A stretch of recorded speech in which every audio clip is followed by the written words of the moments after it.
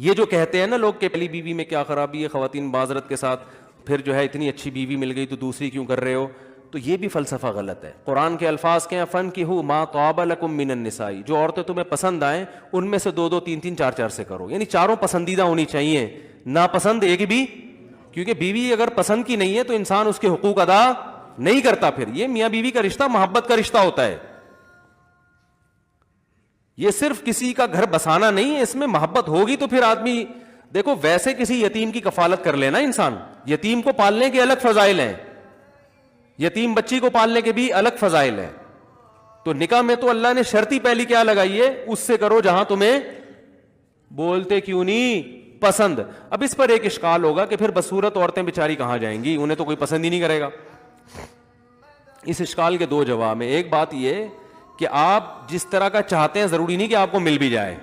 پسند تو ہر آدمی کو لینڈ کروزر ہوتی ہے، لیکن چنچی کا کرایہ بھی بہت سے لوگوں کے پاس نہیں ہوتا، تو پھر ان کو اپنی پسند کا معیار کیا کرنا پڑتا ہے، بولتے کیوں نہیں بھائی. تو پہلے شیشے میں کھڑے ہو کر اپنے نین نقش کو دیکھیں، اپنے ڈیزائن کو دیکھیں، اس ڈیزائن کے حساب سے، کیونکہ آپ اگر کسی کو پسند کریں گے تو ضروری نہیں ہے کہ وہ بھی آپ کو پسند کرے. تو پھر آپ کو اپنی ڈیزائننگ کے اعتبار سے اپنے معیار پہ نیچے، جہاں اللہ نے بدصورت عورتیں پیدا کی ہیں تو اس سے بھی زیادہ بدصورت مرد بھی پیدا کی ہے اللہ تعالیٰ نے. سمجھ میں نہیں آ رہی تو رہنے دیں، ٹھیک ہے. دوسری بات یہ کہ قرآن میں یہ الفاظ نہیں ہے کہ خوبصورت عورتوں سے نکاح کرو. قرآن نے کہا جو تمہیں پسند آئیں، مناسب لگیں وہاں کرو. تو پسندیدگی کی بہت ساری وجوہات ہوتی ہیں، صرف خوبصورتی نہیں ہوتی. بعض دفعہ ایک عورت خوبصورت نہیں ہے، خاندان بہت اچھا ہے، تو آپ کو وہ اس لیے پسند آتی ہے کہ یار میرے بچے بڑے خاندانی ہو جائیں گے اس خاندان کی وجہ سے، سسرال کا اثر پڑتا ہے نا. ایک عورت شکل کی اچھی نہیں ہے، سلیقہ صفائی بہت ہے، تو یار میں سلیقے کو فوکس. جیسے حضرت جابر بن عبداللہ رضی اللہ تعالیٰ عنہ نے نکاح کیا، صحیح ہے بخاری کی حدیث ہے، انہوں نے بیوہ عورت سے نکاح کیا.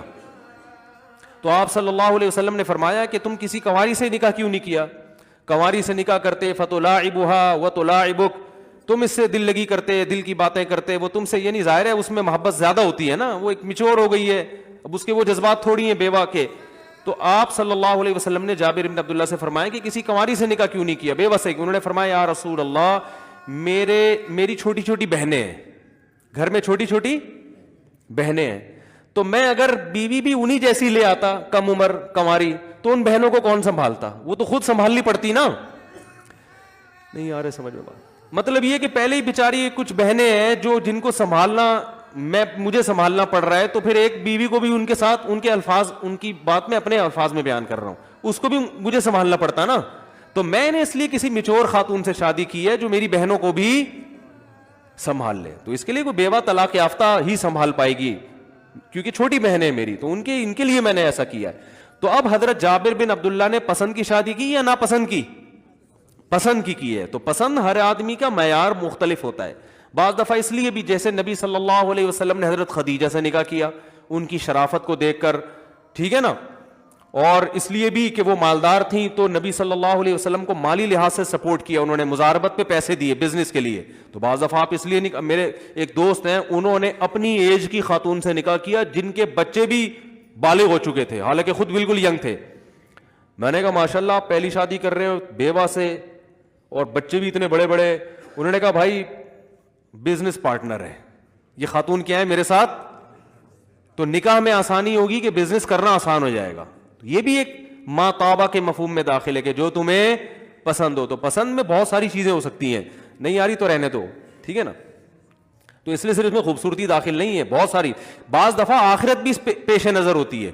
آدمی اپنے خاندان کی کسی یتیم بچی سے نکاح اس لیے کر لیتا ہے کہ یار اس کا باپ نہیں ہے تو میں اس کو بیوی بنا کے گھر میں عزت کے ساتھ رکھوں گا، تو شاید یہی چیز قیامت کے دن میری بخشش کا ذریعہ بن جائے. تو یہ بھی پسند میں داخل ہے. تو پسند کا مفہوم بہت وسیع ہے. اور یہ بھی داخل ہے کہ شکل اچھی ہے، بس یہ بھی داخل ہے، اس پہ بھی کوئی پابندی بولو بھائی نہیں ہے، یار وہ ویسے ہی اچھی لگ رہی ہے تو کیا کریں، کر لے بھائی تو، اگر تیرے پاس پیسے ہیں. اور اس کو بھی شرط یہ کہ ان کو بھی تو اچھا لگے، کیونکہ لوگ اتنی فون پکاتے ہیں نا. جب میں کال ٹائمنگ جب دیتا ہوں لوگوں کو تو ہر دوسرا فون یہ آ رہا ہوتا ہے میں شادی کرنا چاہتا ہوں، وہ مان نہیں رہے، مجھے بہت اچھی لگتی ہے. تو ابے تجھے اچھی لگ رہی ہے بھائی، اس کو تو اچھا نہیں لگ رہا نا. تو کہہ رہے ہیں کوئی تعویذ دیں، وہ کیوں دیں تعویذ، اس کو غلط آدمی اچھا لگنا شروع ہو جائے، جب اس کو نہیں لگ رہا تو نہیں لگے اس کو. تو یہ سب چیزیں زبردستی کا معاملہ اس میں میرے بھائی نہیں ہے. تو جہاں سے بات شروع ہوئی تھی میں وہاں لے کر آتا ہوں. یہ کہاں سے کہاں دیکھو ہم نکل لیے یار.